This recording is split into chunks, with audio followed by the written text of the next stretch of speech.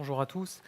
Bon, c'est un immense plaisir pour moi d'accueillir Rada Hatem. Rada Hatem est gynécologue obstétricien à l'hôpital de Saint-Denis en Seine-Saint-Denis. Elle a été chef de service de cette maternité pendant plusieurs années. Rada est une femme assez extraordinaire puisqu'elle a toujours combattu pour essayer de défendre la condition féminine et notamment dans le contexte de son travail où elle a créé, ce qui l'a amené à créer la Maison de la Femme récemment pour, je pense qu'elle va vous l'expliquer aussi maintenant, pour défendre un certain nombre de choses qu'elle voyait au quotidien et notamment les défendre dans les violences qui peuvent leur être faites, qu'elles soient physiques ou morales. Donc Rada, je te laisse la parole. Merci Mickaël pour cette introduction. Lorsque Muriel m'a demandé de vous présenter mon travail et qu'elle m'a dit que le thème était l'intranquillité, je me suis dit oui, c'est extrêmement pertinent. Les femmes que je croise sont particulièrement intranquilles. Lorsque j'ai vu le sous-titre, j'ai déchanté. Déconstruction féminine, j'étais un peu sèche.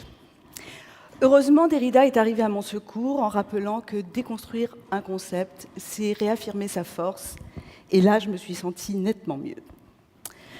Alors, je vais vous parler justement des violences faites aux femmes et j'ai choisi juste un petit rappel historique de ce droit des femmes qui, finalement, en 100 ans, a progressé bien plus qu'en des millions d'années.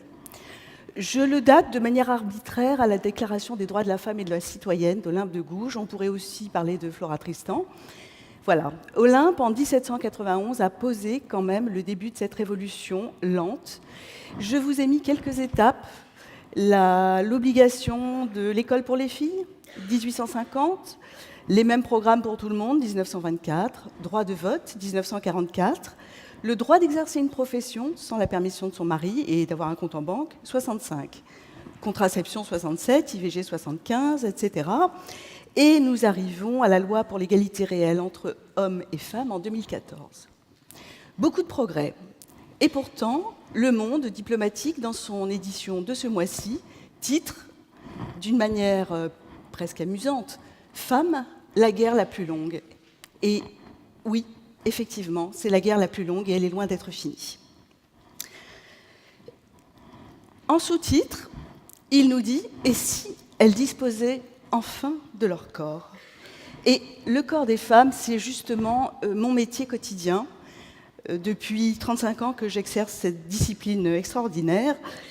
Et les femmes, je les soigne, mais surtout, être gynécologue contient une énorme part d'écoute. Et écouter les femmes, en particulier à Saint-Denis, où j'exerce depuis 6 ans, m'a amené à entendre des choses extrêmement inaudibles. Alors bien sûr, je n'opposerai pas le corps sophistiqué de la femme moderne, tel que représenté par Catlan, au corps un peu plus meurtri que j'ai pu photographier dans les rues de San Francisco, dans le quartier de Mission, qui est un quartier très non, pas du tout islamisant, mais plutôt sud-américain. Et les femmes dont je m'occupe ont plutôt ce type de corps. Alors, pour rappel, quelques chiffres dans le monde qui sont méconnus. Plus de 30% des femmes sont confrontées à des violences conjugales. Une femme meurt chaque minute en accouchant. 99% des femmes qui meurent chaque année de leur grossesse vivent dans un pays en voie de développement. Les 2/3 des 900 millions d'analphabètes sont des femmes. Une fille est excisée dans le monde toutes les 5 secondes. Et 4 millions de femmes sont vendues chaque année à des proxénètes, des marchands d'esclaves ou des maris. Que nous le voulions ou non, la santé maternelle est liée au sexe et à la sexualité. Elle est sanglante et salissante, c'est ce que disait en introduction un président de l'OMS. Alors pourquoi, moi, petite gynécologue de banlieue, je me suis préoccupée de tout ça? Je travaille à Saint-Denis, et Saint-Denis, c'est en plein milieu du département de Seine-Saint-Denis. C'est une ville extraordinaire où il y a à la fois la basilique de Saint-Denis, où reposent les rois de France et surtout les reines de France, dont l'histoire est parfois tragique, peuplée de mariages forcés, de viols, de rapts, et aussi le magnifique Stade de France. Dans ce département, de tristes constats, pauvreté, précarité, violence, mortalité périnatale la plus élevée de France, et on n'en est pas très fiers. C'est aussi un département, une ville, où la migration est extrêmement importante. Et pour rappel, les migrants viennent de pays où la condition des femmes est assez dramatique. Et ce sont ces femmes-là que nous prenons en charge. Juste après Charlie, la revue Gynéco a publié cet édito. J'ai honte, je ne me souviens plus de qui l'a écrit, mais j'ai trouvé qu'il parlait exactement de mon quotidien. Les populations que nous suivons, traitons, accouchons, sont les plus fragiles et les plus sacrifiées dans les pays où la liberté d'expression est muselée, voire inexistante. Les droits de la femme, de la mère, des nouveau-nés sont méprisés et bafoués par les mutilations génitales, les mariages forcés d'adolescentes, l'interdiction à l'éducation et à l'autonomie dans des pays où le droit de s'exprimer n'est donné qu'aux plus forts, les hommes. Défendre la liberté d'expression, c'est également défendre les droits des plus faibles, c'est aussi le rôle des médecins. Et c'est en tant que médecin, confronté à toutes ces histoires que j'écoutais à longueur de journée, que j'ai eu envie de mener ce projet dit de la Maison des femmes. Alors, pour être un petit peu didactique, je me suis appuyée sur un très petit livret extrêmement bien fait de l'OMS, donc je n'ai pas réinventé grand-chose, qui rappelle des évidences. La violence à l'encontre des femmes peut prendre de nombreuses formes. Elle va des mutilations aux crimes d'honneur, à la traite, mais aussi la violence exercée par des partenaires intimes, et elle est la plus fréquente. La violence a des conséquences sanitaires, et c'est là que nous, médecins, sommes percutés de plein fouet. Les femmes peuvent en mourir, évidemment, puisque 140 femmes en moyenne sont tuées chaque année par leur conjoint en France. Elles ont des traumatismes physiques, des blessures qui les amènent à consulter aux urgences. Elles ont des grossesses non désirées, des avortements provoqués, parfois compliqués, des infections sexuellement transmissibles, et le sida est aussi une forme de violence transmise. Et bien sûr, tout cela se traduit par des situations de dépression grave, de syndrome de stress post-traumatique et une tendance à l'addiction, tabac, alcool et autres substances. Enfin, tout ça a un impact économique extrêmement important entre soins donnés et manque à gagner induit. Cette violence touche aussi la famille, et j'étais très sensible au topo de Mme Kathleen sur ce sujet de la famille et des enfants. Les enfants exposés à des violences dans leur famille sont eux-mêmes maltraités, c'est reconnu depuis peu. Ils sont moins bien soignés et ils ont des problèmes comportementaux, émotionnels et scolaires. Les adolescents sont plus à risque, alcool, addiction, tabac, relations sexuelles non protégées, et les adultes qui ont grandi dans un foyer violent ont plus de risques d'être victimes ou auteurs de violences. La bonne nouvelle, c'est que ces violences sont évitables, mais pour les éviter, il y a des choses à faire qui ne sont pas forcément faites. Il faut des programmes d'éducation, il faut promouvoir une attitude respectueuse envers les femmes et promouvoir l'égalité entre les sexes. Il faut évidemment réduire l'accès à l'alcool et il faut que les femmes aient accès à un travail, éventuellement au microcrédit dans les pays où c'est fréquemment pratiqué, et les filles à l'éducation. Nous avons tous un rôle à jouer pour combattre ces violences, chacun à notre niveau, dans la santé, dans le social, dans l'éducation, dans la justice, la police et les médias. Et si tous nous sommes cohérents, nous pouvons faire cesser peut-être un jour ces violences. Alors à Saint-Denis, on a décidé de prendre le problème d'une manière un peu holistique et de proposer un guichet unique qu'on a appelé Maison des femmes, faute de trouver un nom plus je ne sais pas, plus parlant. Et dans cette maison, qu'on a choisi de mettre à l'entrée de l'hôpital, mais avec une entrée spécifique qui permet d'y accéder directement par la rue, on a 3 grandes structures, 3 grandes unités, parce qu'il fallait répondre à 3 grands problèmes que nous croisions au quotidien.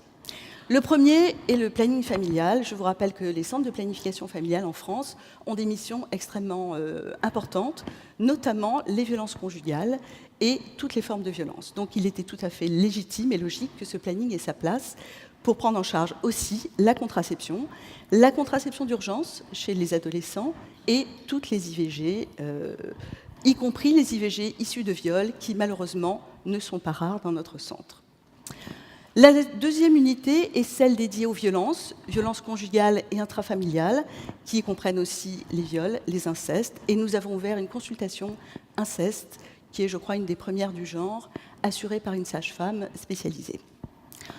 Enfin, à Saint-Denis, nous avons fait une petite étude parmi nos accouchés qui a montré que 14% de nos accouchés étaient excisés.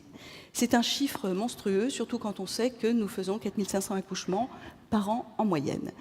Et là, nous nous sommes dit que nous étions au cœur du tsunami et que c'était à nous de prendre en charge ces femmes-là.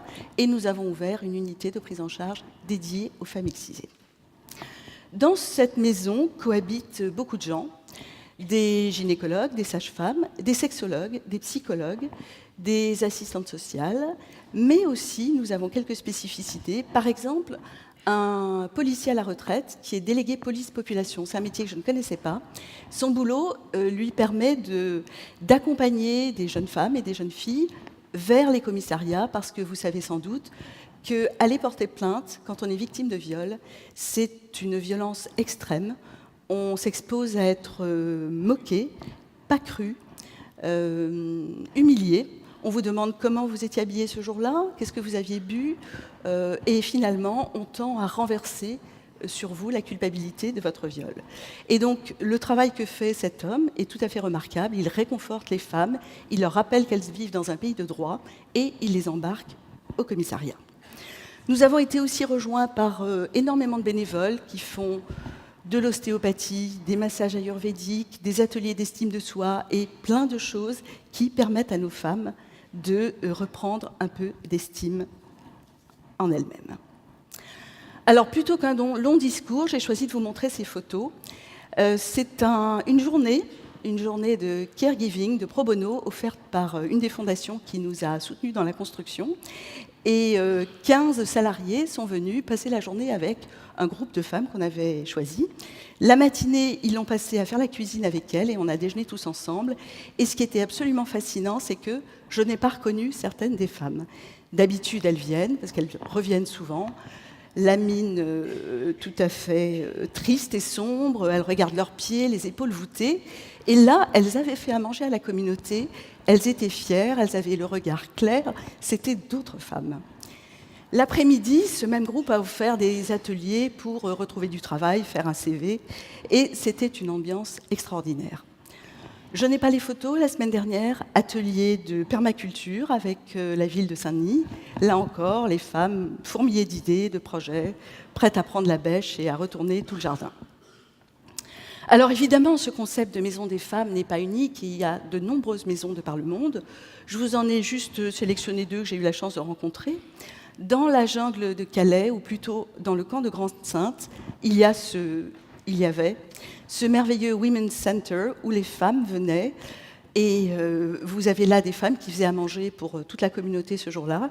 Et j'étais frappée, en visitant Grande-Synthe, de ces femmes qui étaient au bout de leur vie et qui, malgré tout, faisaient la cuisine, s'occupaient des enfants, m'offraient des crêpes. Un monde fascinant. Plus ancienne, peut-être la plus ancienne de toutes, la Maison des femmes de San Francisco, qui est simplement magnifique par les peintures dont elle est recouverte. Et je n'ai pas résisté à vous en montrer quelques photos. Alors, pour conclure, bien sûr, nos femmes sont intranquilles, très intranquilles, mais nous-mêmes, soignants, nous le sommes, et quelque part, nous sommes contents d'être intranquilles et de travailler avec elles.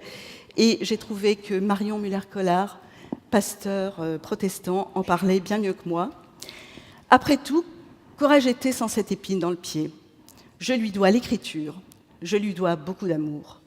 Je lui dois l'empathie, l'écoute, la fraternité, celle reçue et celle donnée, et c'est exactement le témoignage de toutes nos bénévoles que j'ai interrogées la semaine dernière et qui m'ont toutes dit, moi, quand une femme me dit merci, j'ai envie de lui dire, mais c'est à moi de vous remercier, madame, vous m'avez fait le plus beau cadeau, votre confiance. Alors, comme il me reste juste 1 minute, je vais vous présenter un film qui est aussi un grand moment de fraternité, puisqu'il est offert par une vidéaste, Léa Dominac, avec la voix d'Olivier Bretman. Juste avant, il y a une petite maison colorée, mais c'est là. Voilà, oui, c'est vraiment à côté.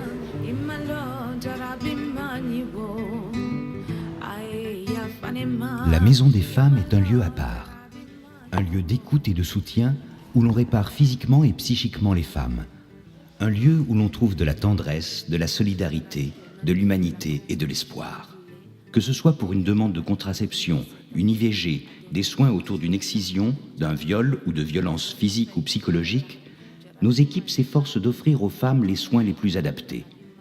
Nos sages-femmes, médecins, ostéopathes, psychologues, travailleurs sociaux leur permettent de retrouver leur intégrité, leur liberté, leur dignité. Cette maison est une réponse concrète dans la lutte contre les violences et les discriminations. Et aujourd'hui, elle a besoin de vous pour poursuivre ses missions.